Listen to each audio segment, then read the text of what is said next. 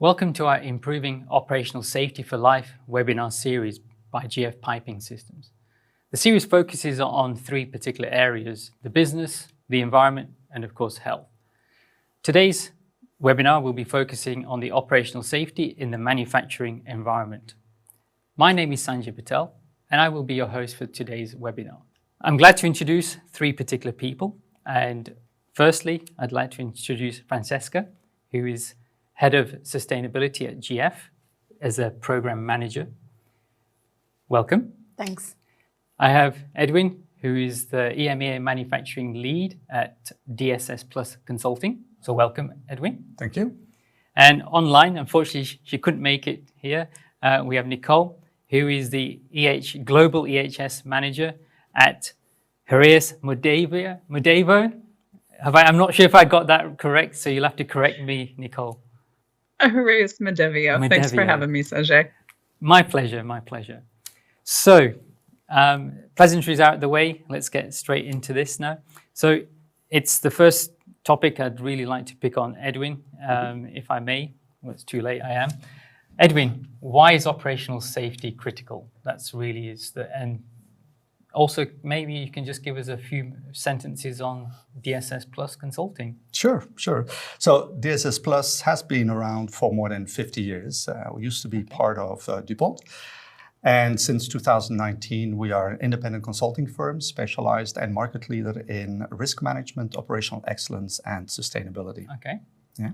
Now, to your point on why is operational safety critical, I think for a number of reasons. I think a first element is quite obvious. It's from ethical reasons also. As you employ people, those people need to go home safe to their house, to their families. I think that's one element.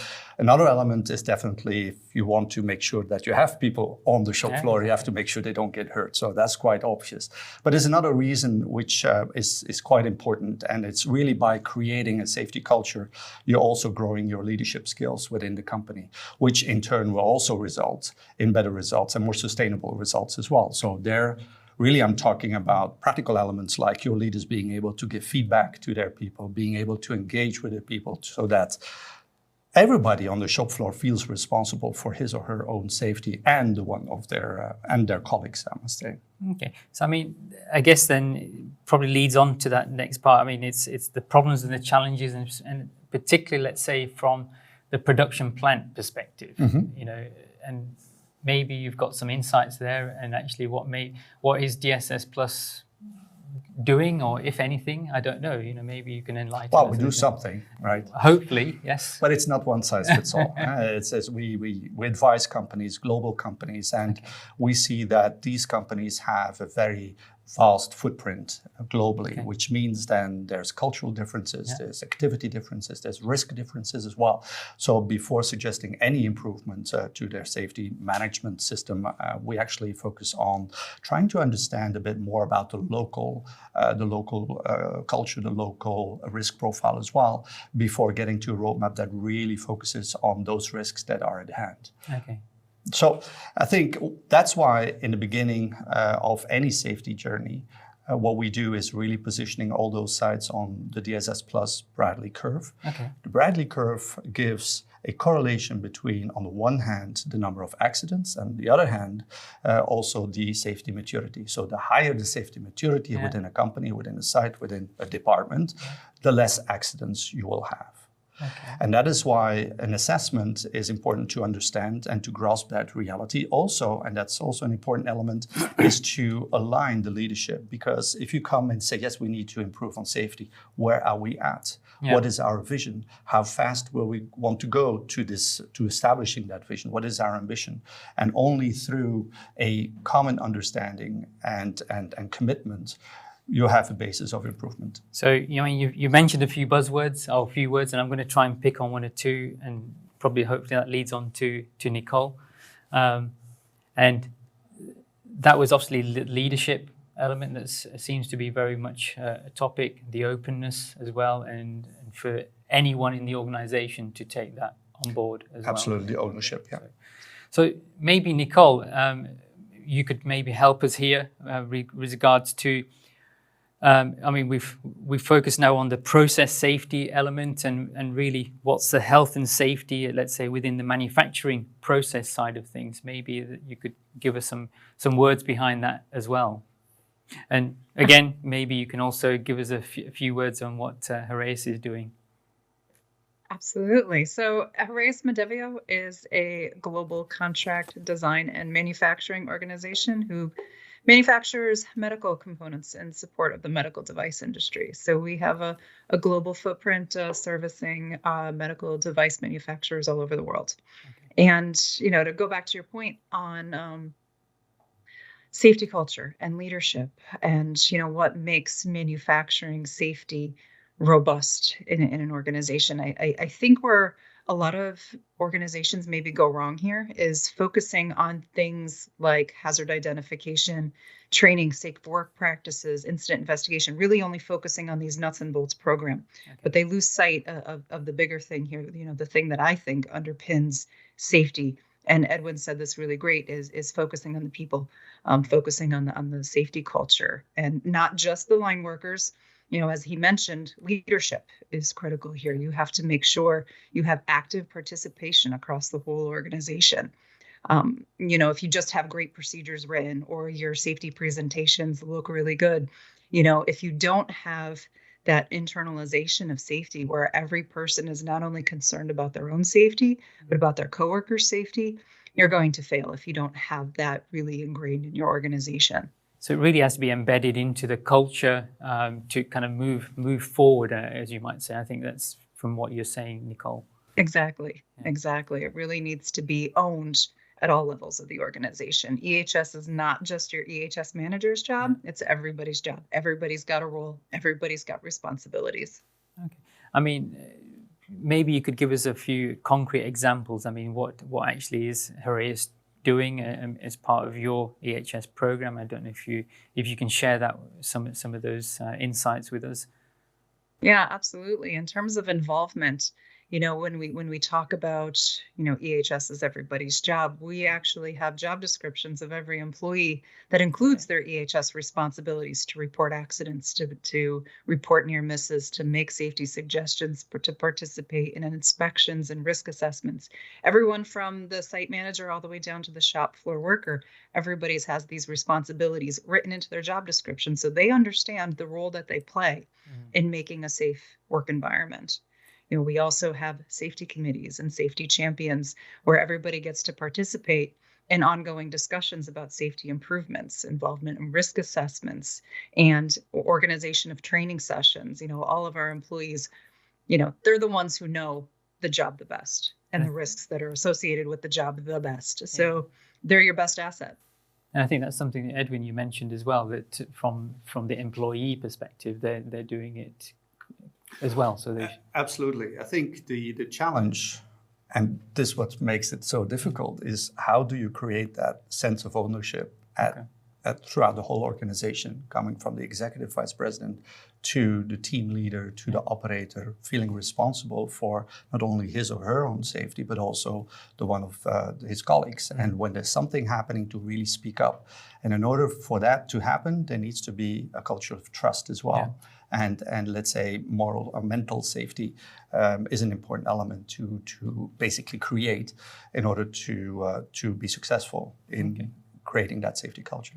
And Nicolle, I mean, you mentioned something a few seconds ago. I mean, this whole auditing process and the visualization of what the status is. I mean, I guess there's various dashboards and things like this on display around the factory, the office, and things like that. So, correct me if I'm wrong. Would that be applicable as well? Yeah, you're 100% correct. Visualization is key, and it's Gemba boards and safety performance and how many near misses were submitted and what was the content of those near misses and what were our injury rates and was there anything reported the day before, all the way to single lessons on monitors as you walk down the hallway having a safety message or a near miss shared or a safety flash about an incident at another site. Visualization and having it in front of the employees at every opportunity you can get, even if it's just a quick 5 minutes at the beginning of a meeting to talk about safety, to really ground everybody in their conversation, to keep safety in the back of their mind, all the way to, the posters you see walking down the hallway. Do you see PPE signs when you walk into a production area? Visualization is so important to keep it on the top of everybody's mind. And would you recommend some kind of reward scheme? I don't know. Would that be an interesting topic as well? Well, I think reward is maybe not the right expression for that. Is really recognition, and it could also be acknowledging that a certain effort has taken place. And I think a lot of the safety actions are validations rather than, you did not comply, therefore there will be some consequence management. So the consequence management is read sometimes as very negative. I see consequence management as very positive. Consequence, you have done something, I recognize that. I don't start talking to you when something didn't go right. I will do that, obviously, but I will also cherish those moments that you've done something excellent. Okay. Excellent. Yeah. Absolutely. I heard a saying at the beginning of my career, like when you have a garden, your safety culture, you have to pull the weeds and water the flowers. You can't forget to water your flowers. So what Edwin's saying about those recognition, acknowledging the employees' participation, encouraging it to continue, that your successes as a business is completely reflective of their participation. Excellent. So let me bring Francesca. She's been waiting patiently. Hopefully, bring you on board. I mean, Francesca, how is really GF approaching this operational safety topic? That's part one of the question. I'm going to give you in two parts. And secondly, are there standards, and how do we address these? Let's say whether they're local or international standards and certifications and things. Is that something that you can maybe bring up? Commitment to compliance, commitment to GF, to the safety regulations, to the industrial standard is not only a legal requirement, but it has been agreed already during the discussion among Edwin and Nicolle, is that is really important for the well-being of the employees. I mean, the people have the first focus, and to achieve to this operational safety and this to foster this safety culture, it's an ongoing journey where we need the commitment, we need a continuous improvement, and we need to involve all employees, including our leadership. So to give you some practical and concrete example, we are doing in GF is, first of all, every GF manufacturing company is ISO 45001 certified, serving as really the basis, the foundations then to build up a safety-oriented culture. Of course, as also Nicolle shared, we do also perform safety assessment, safety audit, the safety Gemba walk, really to identify in a proactive way all the potential risks and the areas of improvement that we have in all our operations. This really help us to address these safety issues or challenges that we have in all our local sites, and also we make sure that we comply with the GF internal standards, because there is the industry standard, there is the law, but we have also here internally some safety standard we comply with. As shared also is people have their focus. We put also a focus on the people. It's important, really important, their participation. We also put a lot of focus on the awareness trainings. Recently we published and launched the new safety campaign, Be Aware, Be Safe, because we still believe that it's really important to make aware all our employees about all the hazards that they can encounter in their daily job. In addition, they know their job the best. We also launched the Stop Work Authority, really to encourage all our employees to speak up if there is any unsafe situations, unsafe act, and also to to stop work in order to avoid that there is any accident will happen. And we also see that is key this reporting of unsafe situations, near misses, also ideas, areas of improvement, really to foster the safety cultures, to improve. And of course, I mean, thanks if we follow up in everything they report, we can avoid that there are any occurrences over the years and in the future. Okay. And we also, in this case, recognize what they did. Because, I mean, we follow up, we see that whatever they have shared with us, it has been implemented. Okay. I mean, there's a lot of things you've and that's great. And I'm glad that GF is doing many little facets, and similar to what Edwin and Nicolle mentioned as well.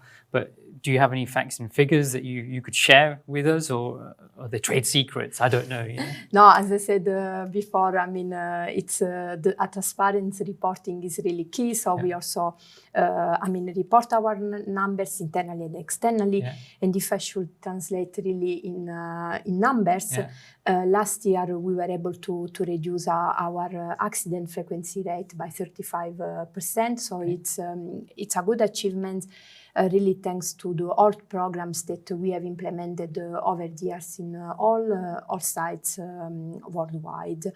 And of course, I mean, even if we don't share any numbers, it's clear that if safety has and if we give safety the priority, we only create a positive, productive, efficient work environment, and a sustainable work environment as well.